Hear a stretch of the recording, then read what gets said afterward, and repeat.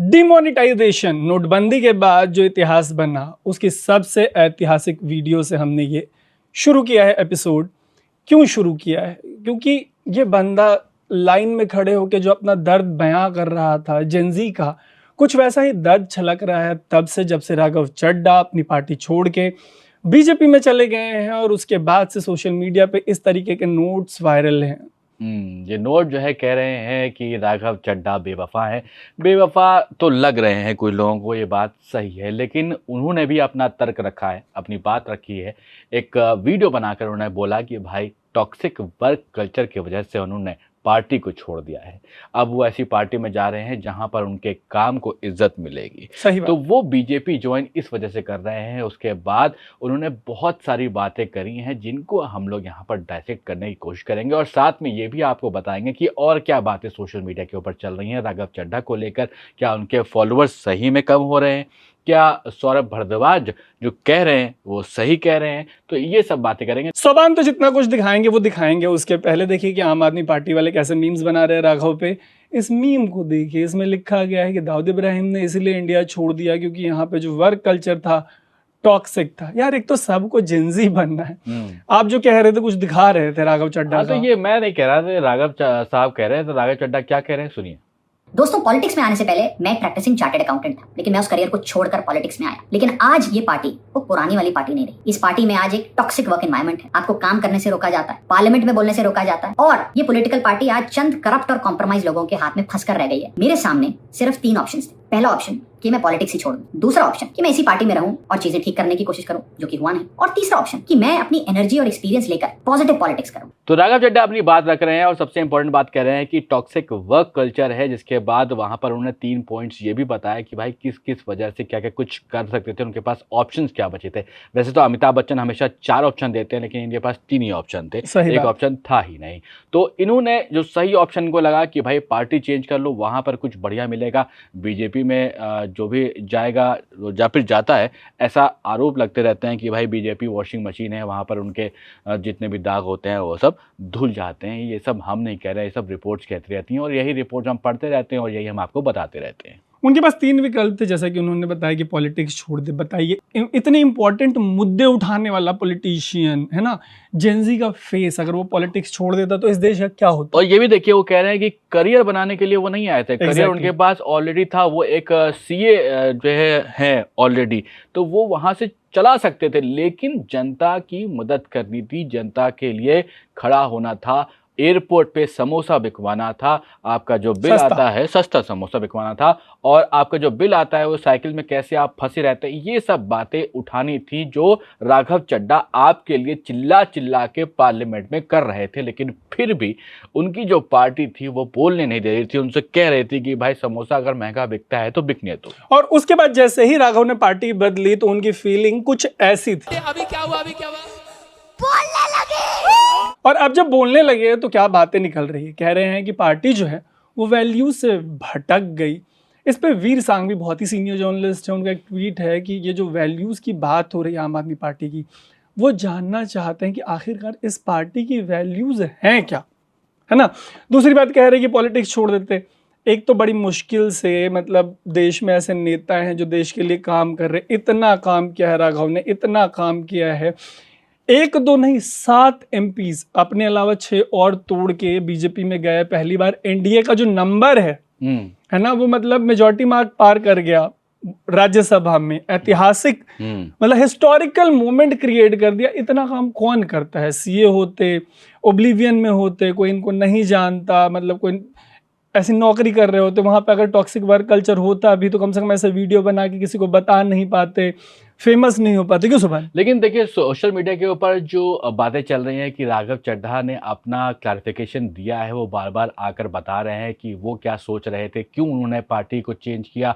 और दूसरी चीज़ ये भी बता रहे हैं कि उनके पास लोगों के मैसेज आ रहे हैं और वो उनको विशेस दे रहे हैं, बेस्ट विशेस दे रहे हैं कि आपने जो किया वो अच्छा काम किया। हालांकि जो उनके फॉलोअर्स हैं वो घटते जा रहे हैं। जिस तरह से आप देखें सोशल मीडिया के ऊपर, ये बंदा बैठा हुआ है, इसने अपने सामने 5-6 मोबाइल फ़ोन लगाए हुए हैं और हर फ़ोन के ऊपर उसकी एक आईडी है और उसमें से वो यहाँ पर आप देखते जाएंगे कि किस तरह से वो अनफॉलो कर रहा है। लोगों को ये पसंद नहीं आ रहे, लेकिन ये जो 7 लोग थे इनको पसंद आए राघव चड्ढा, इनकी बात पसंद आई, इसीलिए ये उठ करके गए और बीजेपी उन्होंने ज्वाइन। और ऐसी बात नहीं है, कैसी बात नहीं है यार, बात ऐसी है कि देखिए पॉलिटिक्स में इंडिया में मतलब जैसे यूएस का पोलराइजेशन, आपने कल वाला अगर एपिसोड देखा होगा कैसे ट्रम्प पे गोली चल गई, एक बार नहीं 2-2 बार। एक बार उनके कोई गोल्फ कोर्स के मतलब जहाँ पे भी वो गोल्फ खेलने जाते हैं, उनका फेवरेट प्लेस है गोल्फ खेलने का, वहां पे भी कोई हथियार लेके घूम रहा था। गोल्फ के अलावा बहुत कुछ खेलते हैं। एग्जैक्टली, खिलवाड़ करते हैं दुनिया की इकोनॉमी के साथ, न जाने कितनी जानों के साथ।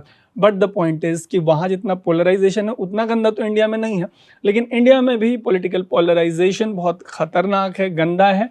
बावजूद उसके राघव चड्ढा बीजेपी की पहले भी तारीफ करते आए हैं। ये बहुत रेयर है पॉलिटिक्स में। सुनिए कि राघव किस तरीके से बीजेपी की तारीफ करते आए हैं। मेरा ये मानना है कि बीजेपी एक गुंडों की पार्टी है, अनपढ़ गुंडों की पार्टी है, वो सिर्फ गुंडागर्दी करते हैं। कि मैं अपनी एनर्जी और एक्सपीरियंस लेकर पॉजिटिव पॉलिटिक्स करूं, एक और प्लेटफॉर्म के साथ, एक और पॉलिटिकल पार्टी के साथ जुड़कर सकारात्मक राजनीति करूं। ये बात सही बात, सकारात्मक यानी कि पॉजिटिव पॉलिटिक्स करने की बहुत ज़रूरत है। ये जो 7 लोग साथ में आए और बीजेपी में जाकर अपना उन्होंने हक जमा लिया कि भाई ये अब होगी मेरी पार्टी। बाकी के जो 3 लोग बच गए, जो आम आदमी पार्टी के राज्यसभा में सांसद थे, कुल इसमें 10 लोग थे, 7 चले गए, 3 बचे रह गए। तो अब 2 दिल्ली से हैं, 1 पंजाब से। ये लोग गलत होंगे। सही बात। इनको पता नहीं क्यों नहीं समझ में आ रही, इनको भी पॉजिटिव पॉलिटिक्स करनी चाहिए। भैया इतनी निगेटिविटी, बताइए 15 साल, मतलब मेरे को राघव चड्ढा के पेशेंस क्या कि मैं नतमस्तक हूँ। पूरी जवानी, 15 साल, पूरी जवानी मतलब दे दी एक पॉलिटिकल पार्टी को, इतनी टॉक्सिसिटी झेली, बावजूद उसके जो ग्लो है चेहरे पे, मतलब ऐसा जो लोग कॉर्पोरेट में त्रस्त हैं उनको राघव से सीखना चाहिए। वो भी तो एक मिनट एक बात और ऐड कर दो। देखिए किसी ने सोशल मीडिया पे ये भी लिखा है कि इतनी महंगी गाड़ी, इतनी महंगी वॉच, इतना महंगा चश्मा, ये सब का ब्यौरा दे रहे हैं। हालांकि सोशल मीडिया के ऊपर चल रहा है। अब वो बीजेपी में ज्वाइन करने से पहले भी वो ऐसे ही उनकी लाइफस्टाइल थी और अभी भी लाइफस्टाइल वैसे ही है, लेकिन वो मदद करते हैं जो जनता होती है, गरीब जनता है, उनके आवाज उठाते हैं। वो पॉजिटिव पॉलिटिक्स जैसे बंगाल में ये मछली वाली पॉलिटिक्स हो रही है, कौन कितना ज्यादा मछली खाएगा, जैसे झालमुड़ी की पॉलिटिक्स हो रही है ना, इतनी पॉजिटिविटी है। पैन इंडिया हमेशा ऐसे ही मुद्दे उठते रहते हैं। तो ये जो एक रील, हर नेता का जो रील का पॉलिटिक्स है, अभी जैसे देखिए इन्होंने ही रील बना दी, इसमें एक पॉजिटिविटी है ना। मतलब अभी हो सकता है कि जो इलेक्ट्रिसिटी का हाल है, जब वो सीजन पीक करे तो पैन इंडिया कहीं कहीं पे मतलब दिक्कत आने की खबर आने लगे। अब वो सब निगेटिव बातें, हम लोग वो सब नहीं करते। वंदे भारत वाली आपने देखी थी, हम निगेटिविटी में नहीं जाते, हम नहीं दिखाते कि मतलब जो आपका जनरल कोच है उसमें जानवरों की तरह लोग जा रहे हैं। आप 4K में वंदे भारत की रील देखिए। तो जैसे राघव की ये रील है 4K में, जो 4K का मतलब ये होता है कि अभी के टाइम में वीडियो की जो सबसे बेस्ट क्वालिटी, मुझे लगा 7K होगी। 7K वाला जोक मेरे को समझ में नहीं आया, आप ही को एक्सप्लेन करना पड़ेगा। अच्छा ठीक है, एक्सप्लेन करने की जरूरत नहीं है। ये टेक्नोलॉजी एक्सपर्ट हमारे हैं, बीच बीच में ऐसा झंड कर देते हैं मेरा कि मतलब थोड़ा हेल्पलेस फील होता है। पॉलिटिकल एक्सपर्ट यहाँ पर हो गए हम। 7K ओह 7K, ये जो ये सटायरिस्ट बगल में सटायरिस्ट है मेरे जैसा आदना सा आदमी पहचान नहीं पा रहा। तो ये जो 4K का इन्होंने 7K किया है तो वीडियो क्वालिटी और बेहतर हो गई। वंदे भारत किसी के बंदे नहीं, ये बंदा हाँ। और वंदा कई सारे बंदे थे हाँ। और वंदे भारत आप क्या कह रहे थे, कहाँ उतर गई? अरे वो पुणे में थोड़ा बहुत उतर जाती है लेकिन नेगेटिविटी नहीं, पटरी से उतर गई वंदे भारत, हम लोग मतलब कोई नेगेटिविटी, हालांकि किसी का कोई नुकसान नहीं पहुंचा, बच गया। इंडोनेशिया में लेकिन काफी लोग वहाँ पर, इंडोनेशिया में ट्रेन एक्सीडेंट हुआ है। हम लोग इंडोनेशिया की खबर आप तक पहुंचा रहे हैं। आगे ये खबर दिखाते हैं कि राघव कंक्लूडिंग पॉइंट्स में क्या कह रहे हैं। यदि आपका वर्क प्लेस एक टॉक्सिक प्लेस बन जाए, उसका एनवायरनमेंट टॉक्सिक हो जाए, तो आप कितना काम कर पाएंगे? क्या आप वहां काम कर पाएंगे? अगर आपको वहां काम करने से रोका जाए, आपकी मेहनत को दबाया जाए, आपको चुप कराया जाए, तो आप क्या करेंगे? उस स्थिति में सही फैसला यही है कि आप उस वर्क प्लेस को छोड़ दें। स्टेप तो बहुत अच्छा है यार, जिस पॉजिटिविटी के साथ इन्होंने एक्सप्लेन किया है, ये सुन के बहुत उम्मीद बनती है। क्यों सुभान? हाँ बिल्कुल, ये कह रहे हैं बहुत सारी बातें यहाँ पर राघव चड्ढा कहते हैं, लेकिन अब इनके जवाब में सौरभ भारद्वाज भी दिल्ली में अभी वो चेहरा है आम आदमी पार्टी, हाँ कुछ बातें कह रहे हैं कि उनको क्या कुछ करना चाहिए। जैसे उन्होंने नोटिस पीरियड की बात करी कि भाई 3 महीने के नोटिस देना पड़ता है जब कोई पार्टी छोड़ता है। लेकिन इसके अलावा और क्या कुछ कह रहे हैं राघव के बयान के बाद, सुनिए। भाई जैसे आप लोग नौकरी बदलते हैं, कंपनी बदलते हैं, ऐसे मैंने पार्टी बदल ली।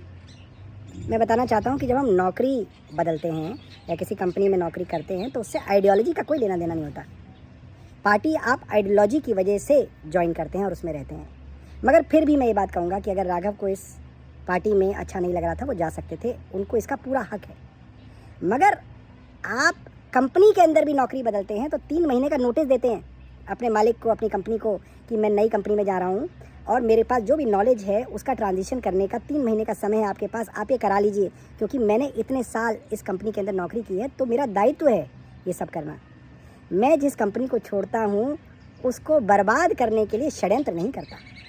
तो ये बर्बादी पर आ गए कि भाई अब कंपनी को जो है अगर आप छोड़ देंगे तो बर्बाद थोड़ी ना कर देंगे। तो यहाँ पर जो राघव चड्ढा कर रहे हैं, ऐसा सौरभ भारद्वाज का कहना है कि वो बिल्कुल भी सही नहीं है, बर्बाद नहीं करना चाहिए। आम आदमी पार्टी के ऊपर इतनी बातें कर रहे हैं कि वहाँ पर लोग हमें काम नहीं करना दे रहे थे, टॉक्सिक वर्क कल्चर हो गया था।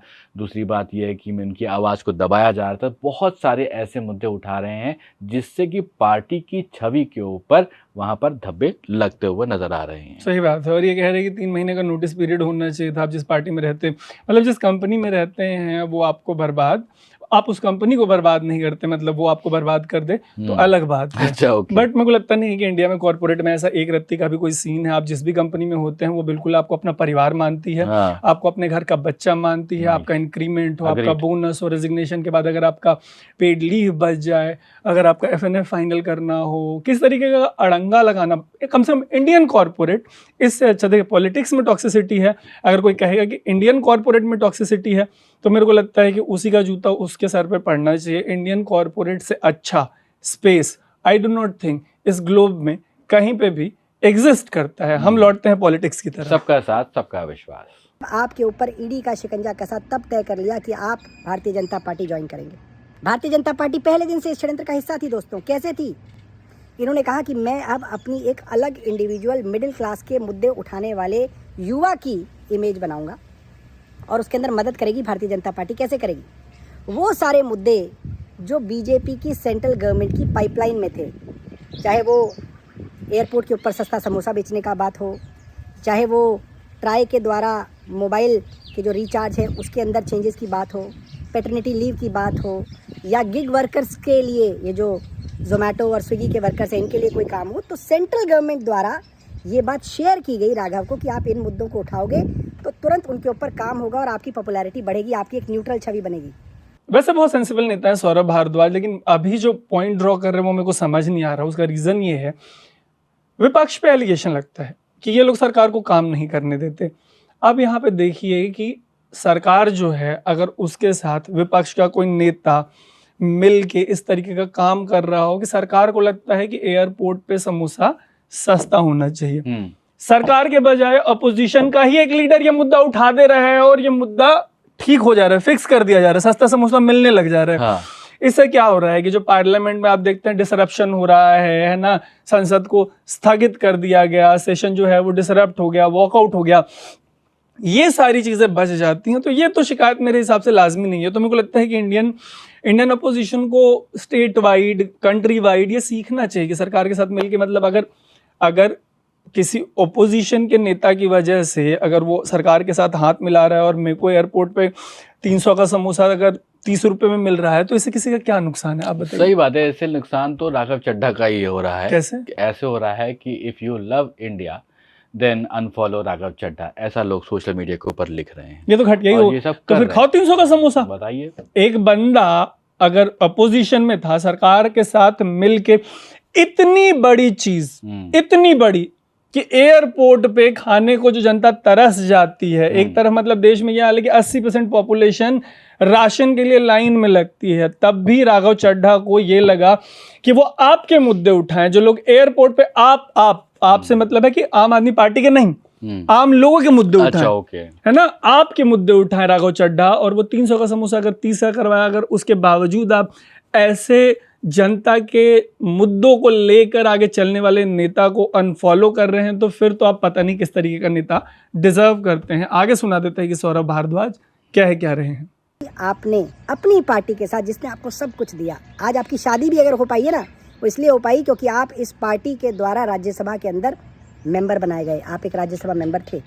यार ये क्या कह रहे हैं भाई, ये क्या फूफा है, जीजा है, ये शादी ब्याह को कहाँ से घुसेड़ लिया इसमें? अब भाई किसी की पर्सनल जिंदगी है, उसको थोड़ा साइड में ही रखो ना। अब जो अपने पॉलिटिकल पार्टी को लेकर, आइडियोलॉजी को लेकर बात कही वो तो चलो मान लेते हैं, लेकिन ये शादी ब्याह, शादी नहीं हो पाती, कैसे नहीं हो पाती भाई? इतना स्मार्ट आदमी, डूड टाइप का आदमी है, लोग उसको जो है फॉलो करते हैं, हालांकि अब अनफॉलो करने लगे, लेकिन फिर भी यहाँ पर ये सब ये बिलो द बातें बेल्ट तो, है। हाँ ये बिलो द बेल्ट है, ये सब शादी बातें नहीं हो इनको नहीं करनी पाती, चाहिए। ये नहीं हो पाता, वो यार अगर दो लोग अलग हुए तो मेरे को लगता है थोड़ा म्यूचुअल रिस्पेक्ट का ताना बाना होना चाहिए। देखिए मतलब राघव ने कैसा म्यूचुअल रिस्पेक्ट रखा, म्यूचुअल रिस्पेक्ट इतना अच्छा रखा कि वो कह रहे हैं कि वो अभी भी जनता के मुद्दे उठाएंगे, और इधर सौरभ सर क्या कर रहे हैं, सौरभ सर कह रहे हैं कि इनकी शादी नहीं होती। क्या मतलब, ये थोड़ा सा बिलो द बेल्ट हो गया। मतलब ये जनता तय करेगी हम लोग क्यों ओपिनियन दे रहे हैं। आप लोग कमेंट करके बताइएगा कि अगर ये राघव चड्ढा आम आदमी पार्टी का हिस्सा नहीं होते, राज्यसभा नहीं जाते, इतने बड़े सेलिब्रिटी पॉलिटिशियन नहीं होते, तो क्या उनकी परिणीति चोपड़ा से शादी हो पाती,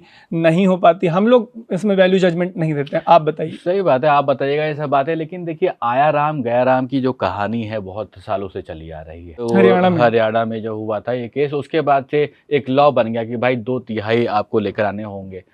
तो ये उन्होंने लॉ के हिसाब से पूरा काम किया, कानूनी यार जब वो पार्टी में तब भी कानून का पालन कर रहे थे, वो हमेशा ये पालन करते रहते हैं। ऐसे ही अगर आप देखें तो बहुत सारे केसेस, बहुत सारे इंस्टेंसेस आपको मिल जाते हैं जहाँ पर लोग पार्टी को छोड़कर जाते हैं और दूसरी पार्टी में उनको पद मिल जाता है। जैसा कि अभी कैबिनेट में भी ज्योतिरादित्य सिंधिया हैं, वो कांग्रेस में थे, कांग्रेस से छोड़कर वो बीजेपी में आए, और पैंडेमिक के बीच में आए, मतलब एमपी में कांग्रेस की सरकार बन गई। वो तो एक अद्भुत मतलब ऑसम टाइम था कि पूरा देश लॉकडाउन में जाने को, मतलब लोग घर से बाहर नहीं निकलने की सिचुएशन में, तबाह बर्बादी आने वाली है आगे, और उस बीच एक मतलब क्रांतिकारी कदम उठाया ज्योतिरादित्य सिंधिया ने कि कांग्रेस की बनी बनाई सरकार उजाड़ के और बीजेपी में चले गए, और वहां पे फिर से बीजेपी की सरकार बना दी। और ये बंदा भी अभी रिसेंटली इसने जो इतना बड़ा मुद्दा उठाया है वो सबान आपको बताएंगे। मुद्दा उठा रहा, मुझे बताने की जरूरत है, दुनिया को पता है कि वो प्याज लेके चल रहे हैं। नॉर्थ इंडिया में जो है इतनी गर्मी हो रही है, इतनी भीषण गर्मी हो रही है, अगर आप प्याज लेके नहीं चल रहे हैं, क्योंकि देखिए अब वो एसी में तो बैठते नहीं ना, और ये बात उन्होंने बता दिया है कि ना गाड़ी में उनके एसी है ना ऑफिस में एसी है, वो सिर्फ क्या रखते हैं, प्याज रखते हैं, क्योंकि उनको भाई जनता के बीच में तो जाना होता है ना, जनता के लिए आप काम कर रहे हैं, इतने बड़े मिनिस्टर हैं। तो ये प्याज बहुत इंपॉर्टेंट चीज़ है। अगर आप गर्मी में निकल रहे हैं, भीषण गर्मी में, तो ये पुराने नुस्खे हैं, या आपने भी सुने होंगे अपने घर में, लेकिन अब केंद्रीय मंत्री जो हैं वो भी बता रहे हैं, साक्षात खुद बता रहे हैं, भरी जनता के बीच बता रहे हैं, सोशल मीडिया के ऊपर बता रहे हैं।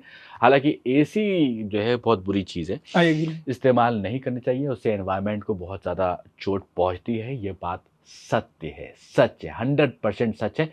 तो प्याज को, एक प्याज की आंडी एक्स्ट्रा लीजिए। और जो प्याज है वो बहुत एक इम्पॉर्टेंट सिंबल है, सिंबल इस लिहाज से कि जनता के जो मुद्दे राघव चड्ढा या ज्योतिरादित्य सिंधिया उठा रहे हैं वो किसी प्याज की तरह ही है। आप जैसे प्याज को जब छीलेंगे तो एक सतह के बाद फिर एक और सतह आ जाती है, फिर एक और सतह आ जाती है। तो इनका जो कैरेक्टर है, इनके जो मुद्दे हैं, वो उस एक सतह के बाद उसके अंदर कौन सी सतह है इसका अंदाज़ा लगाना लगभग असंभव है। आपको अंदाज़ा लग पा रहा हो तो आप कमेंट करके ज़रूर बताइएगा। इस एपिसोड में इतना ही, अभी के लिए अलविदा। मेरा नाम है तरुण, मेरा नाम है सौबान, और आप देख रहे थे द न्यूज़ लॉन्डे।